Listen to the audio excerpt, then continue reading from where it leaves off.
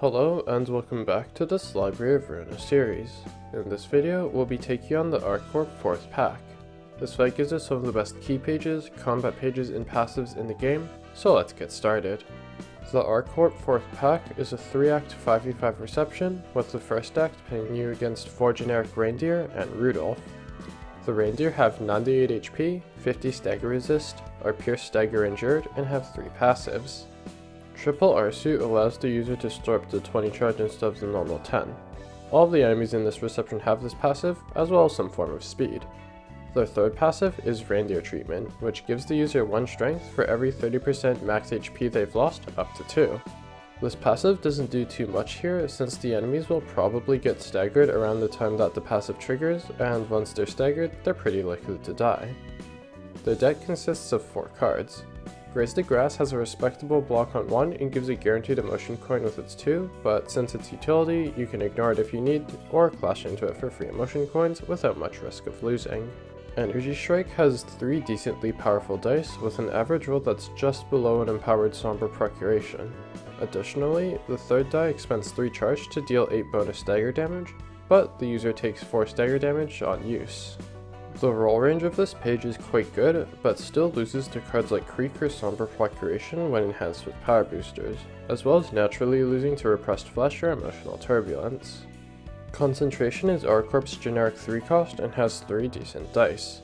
The power is quite front-loaded, so its damage is lower compared to cards like Repressed Flesh, despite having a higher roll average, but it gives 8 charge on use. Again, using cards like Repressed Flesh or Emotional Turbulence will usually have a good result, as you have power boosters and the roll range isn't that much higher. The Reindeer's last card is Mind Whip and is exclusive to Reindeer pages in Rudolf. This 3-cost ranged page has a single very powerful die that rolls an average of 16 and can spend 3 charge to deal 8 stagger damage, but deals 4 stagger damage to the user on use. This page is very hard to beat, so you're probably going to be tanking it with a block die.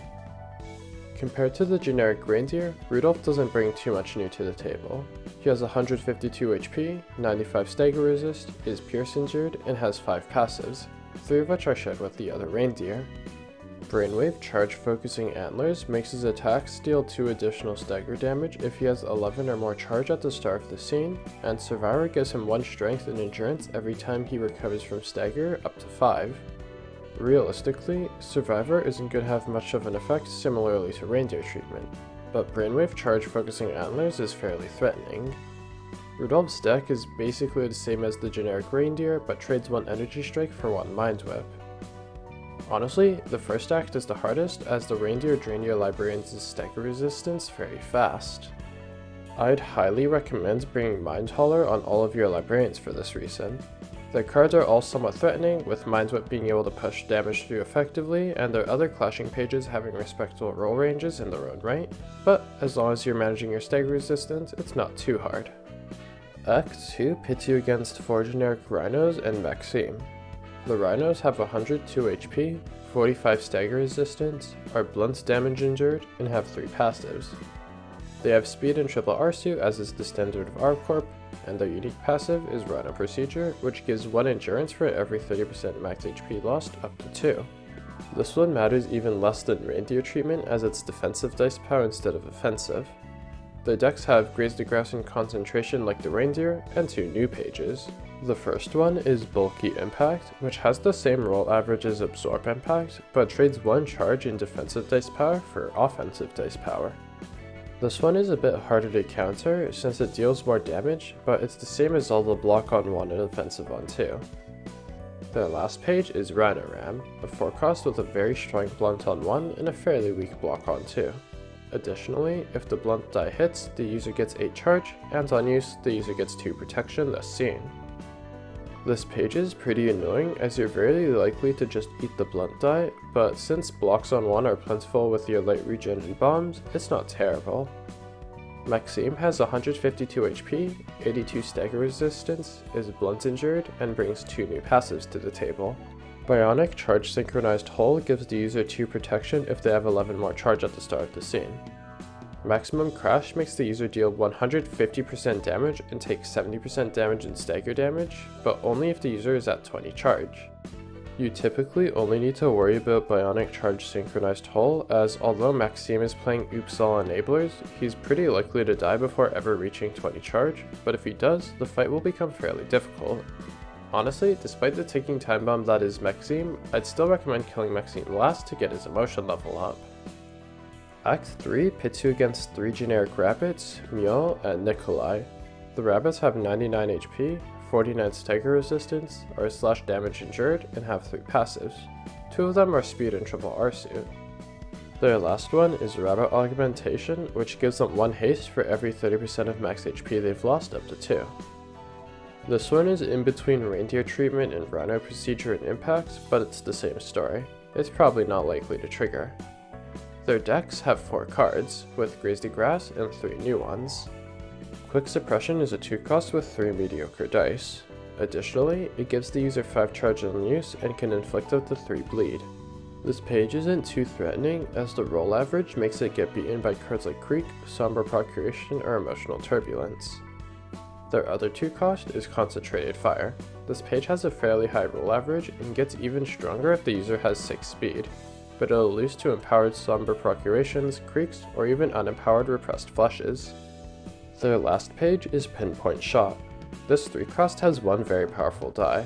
This page is almost always guaranteed to hit, but you can just mitigate it with a block on 1.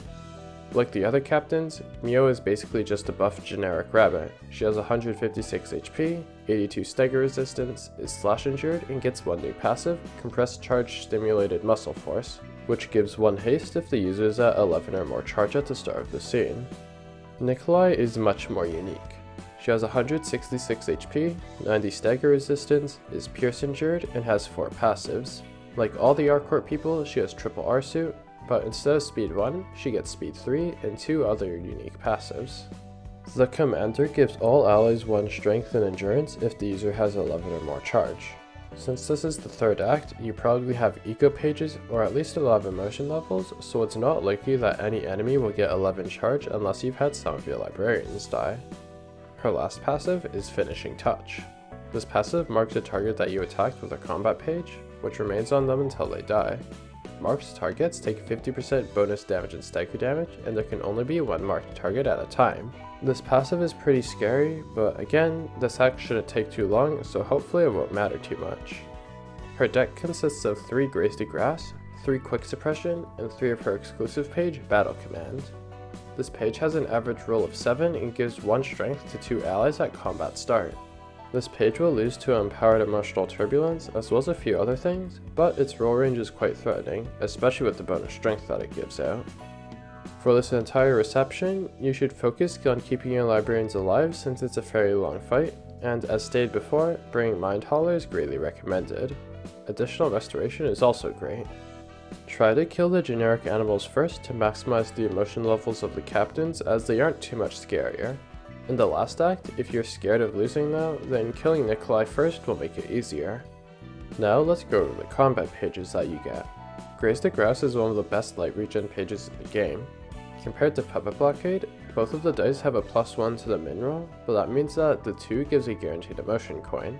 I'd slot this into any deck after Multi-Slash, but obviously it's the best in charge decks.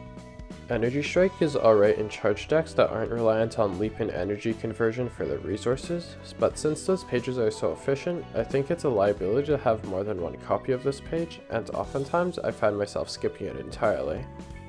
Mind Whip is in a pretty rough spot. As a 3-cost ranged page with 1 die, I can't ever see myself using this page. Concentration is a great charge enabler, sporting a good roll range and high charge gain. It's fairly generic, but it's generically good. Bulky Impact is a pretty good 2-cost enabler.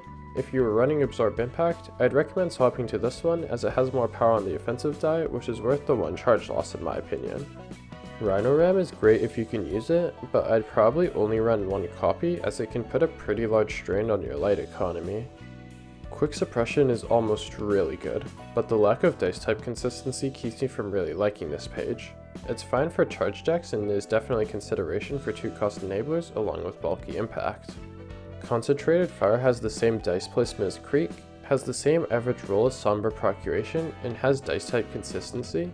but since it's a single-use ranged page, it's unfortunately probably not worth using. It's quite good in firing squads though, and can easily replace Wildcard.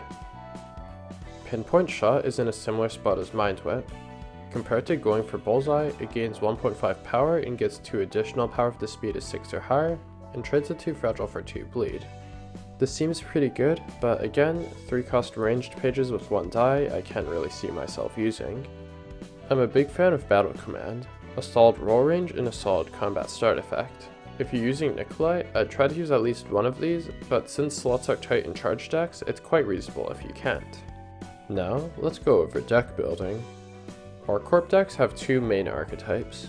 The first one is the generic charge deck that you're used to. Leaps, energy conversions, other enablers, maybe a secondary payoff. The other archetype is Oops All Enablers. This deck revolves around Maxim's passive, Maximum Crash. The idea is to get to 20 charge as fast as you can, and as the name would suggest, runs no payoffs. I find that Singleton works well for this as you lack the raw drawing power from Leap. Obviously, Nikolai, being one of the top 5 key pages in the game, in my opinion at least, is the best user of either of these builds, but all of the R-Corp captains are quite strong at this stage in the game. If you use Gebra's floor, however, I'd highly recommend against using Myo's page in a deck and instead attribute her player-only passive, Myo's prowess, to Gebra. This passive gives power to your dice if your speed is higher than the die that you're targeting, granting 1 power for every 2 speed higher to a maximum of 5 power at a difference of 10. Because of Gebra's the strongest passive, you'll always have at least 1 die that gets 5 free power, which is obviously disgustingly broken. In the next video, we'll be finishing the far right branch of Star of the City. I'll see you soon, and as always, thank you for watching.